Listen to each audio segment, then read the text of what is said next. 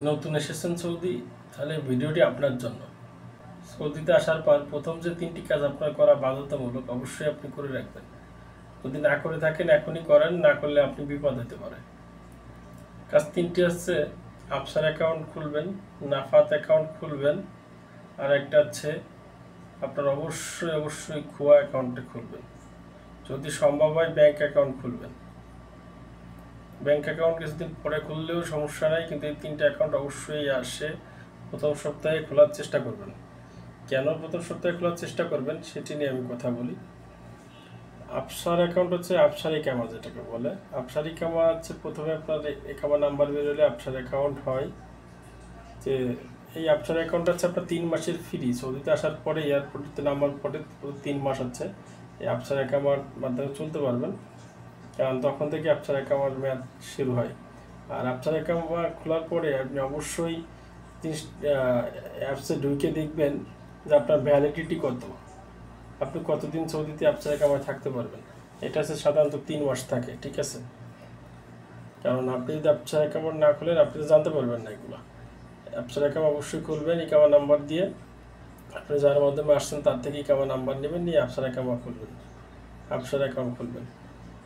তাতে আপনি এই 3 মাস আপনার ভ্যালিডিটি, আপনার আফসার ইকামা খুললে আরও সুবিধা আছে। আফসার ইকামা খুললে আপনি কোথাও কোনো জরিমানা খাইলে জরিমানা দেখতে পারবেন, মানে অনেক সুবিধা আছে এর ভিতরে। একটু বিস্তারিত আলোচনা করতে গেলেও অনেক লম্বা ভিডিও হয়ে যাবে, ঠিক আছে?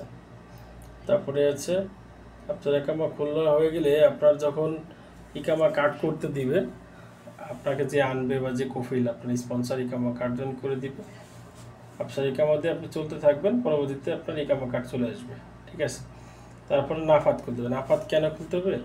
নাফাত আপনার ব্যাঙ্ক অ্যাকাউন্ট খুলতে গেলে লাগবে, আপনি সিম কিনতে গেলে লাগবে, আপনার বিভিন্ন কাজে সৌদিতে নাফাত লাগবে। কারণ আপনি নাফাত হচ্ছে আপনার ফেস ভেরিফিকেশন, আপনার যে কোনো জায়গায় যে কোনো কাজে গেলে ফেস ভেরিফিকেশন লাগবে, আর এর জন্য নাফাতটা আপনার প্রয়োজন। আর খোয়াটা কি? খোয়া হচ্ছে আপনার জবের যত নোটিফিকেশন জব আছে বা যে কোনো কাজে যাচ্ছেন আপনার খোয়ার মাধ্যমে আপনি দেখতে পারবেন, ঠিক আছে?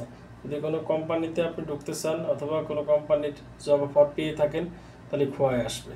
অবশ্যই আপনি আফসার, নাফাত, খোয়া বললেন এই অ্যাকাউন্টগুলোর ওটিপি কাউকে দিবেন না, কারণ আপনার কফিল বা স্পন্সরের এই ওটিপিগুলো লাগে না। যদি আপনার থেকে ওটিপি চাই সেটা হচ্ছে ভুল, আপনি ওটিপি দিবেন না, কারণ আপনার কফিলের নিজেরই আপনার কপিলের নিজস্ব আফসার অ্যাকাউন্ট আছে, বিজনেস অ্যাকাউন্ট, আপনারটা হচ্ছে পার্সোনাল অ্যাকাউন্ট।